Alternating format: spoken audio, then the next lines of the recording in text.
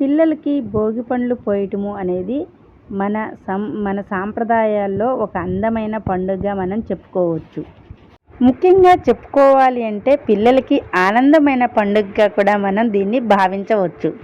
పెద్దవాళ్ళు భోగి పళ్ళు పోసే ప్రాసెస్లో పువ్వులు, పండ్లు, నాణాలు, చాక్లెట్లు, అలాగనే పాలకాయలు, అలాగనే రేగుపళ్ళు ఇవన్నీ పోస్తూ మన పెద్దవాళ్ళు చెప్పిన సాంప్రదాయాన్ని మనం అందరం కూడా చక్కగా పాటిస్తున్నాము. ఇవి పెద్దవాళ్ళు ఇచ్చే ఆశీర్వచనంగా పరిగణిస్తారు. ఇలా మన పెద్దవాళ్ళు ఎందుకు చేస్తారో తెలుసా?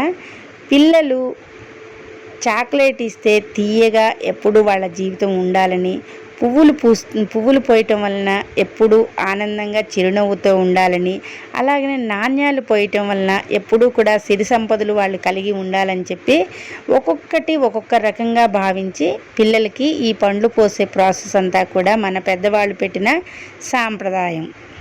ఈ భోగిపళ్ళు పోసే సమయంలో మన పెద్దవాళ్ళు, అమ్మమ్మలు, తాతయ్యలు, నాయనమ్మలు అందరూ కూడా రౌండ్గా పిల్లలతో పాటు కూర్చొని చక్కగా మన ఆశీర్వచనాలు పిల్లలకి అందిస్తూ వాళ్ళందరూ కూడా ఎప్పుడూ సుఖ సంతోషాలతో మంచిగా ఉండాలని చెప్పి కోరుకుంటారు. పిల్లలందరికీ కూడా కొత్త బట్టలు కొంటారు. ఆ రోజు కొత్త బట్టలు వేస్తారు. అమ్మాయిలైతే పూల జడలు కట్టి చక్కగా పూలు పెట్టి ఆనందంగా ఆ పండుగని సెలబ్రేషన్ చేస్తూ ఉంటే పిల్లలు సంతోషంగా నవ్వుతూ కేరింతలు కొడుతూ వాళ్ళు పూలు పోయించుకుంటూ ఉంటారు. ఇదే వాళ్ళ ఆనందానికి అసలైన నిర్వచనము. ఆ రోజే మన బోసినవ్వులతోటి మన ఇల్లు మొత్తం కూడా పండుగ వాతావరణాన్ని నెలకొని ఉంటుంది. ఈ భోగిపళ్ళ వెనుక అంతటి సంతోషకరమైన క్షణాలు ఉంటాయి. ఈ భోగిపళ్ళు పోసే పండుగ ఒక చిన్న పండుగలాగా మనం అనుకోకూడదు. ఇది పెద్దల సమక్షంలో అందరూ కూడా కుటుంబీకులు అందరూ కలిసి ఒక వేడుకగా చేసుకునే ఒక అద్భుతమైన మన సాంప్రదాయాల్లో నిండి ఉన్న పండుగని చెప్పుకోవాలి. భోగిపళ్ళు పోసే పండుగని భోగిపళ్ళు పోసే పండుగ అని మనం అనుకోకూడదు. పెద్దల ఆశీర్వచనము మన పిల్లలకి అందుతాయి అని ఒక గొప్ప పండుగ ఈ పండుగని మనం పరిగణించాలి. మన సంస్కృతికి పరిరక్షణకి గుర్తు. ఈ పండుగ ద్వారా పిల్లలందరూ కూడా పెద్దల్ని గౌరవించటము, ఆనందాలతో కుటుంబాలు ఎలా ఉండాలి అనేది పిల్లలు చిన్నప్పటి నుంచే అందరితోటి కలిమిడిగా ఉండటము ఈ పండుగ ద్వారా ఖచ్చితంగా నేర్చుకుంటారు అని చెప్పి మన సాంప్రదాయాల్లో ముఖ్యంగా భోగిపళ్ళ సాంప్రదాయం అనేది చాలా ట్రెడిషనల్ పండుగగా మనందరము కూడా అనుకరిస్తూ ఉంటాము. ఇప్పుడు పెద్దవాళ్ళైన వాళ్ళు తమ చిన్నతనంలో ఈ భోగిపళ్ళ పండుగని మర్చిపోకుండా తమ పిల్లలకి ఈ పండుగ సెలబ్రేషన్ గురించి చెబుతూ ప్రతి ఒక్కళ్ళు కూడా ఈ భోగిపళ్ళ పండుగని ఒక సాంప్రదాయమైన పండుగగా ఇప్పటికీ కూడా మన పండుగలన్నిట్లో సంక్రాంతి అంటే భోగిపళ్ళు అని చెప్పి ఒక పెద్ద సెలబ్రేషన్ చేసుకుంటారు.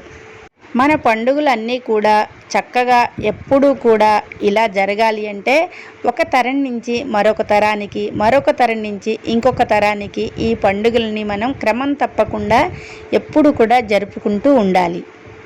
అందుకే భోగిపళ్ళు ఎప్పుడు కూడా మన హృదయంలో నిలిచి ఉండే ఒక సాంప్రదాయమైన పండుగ.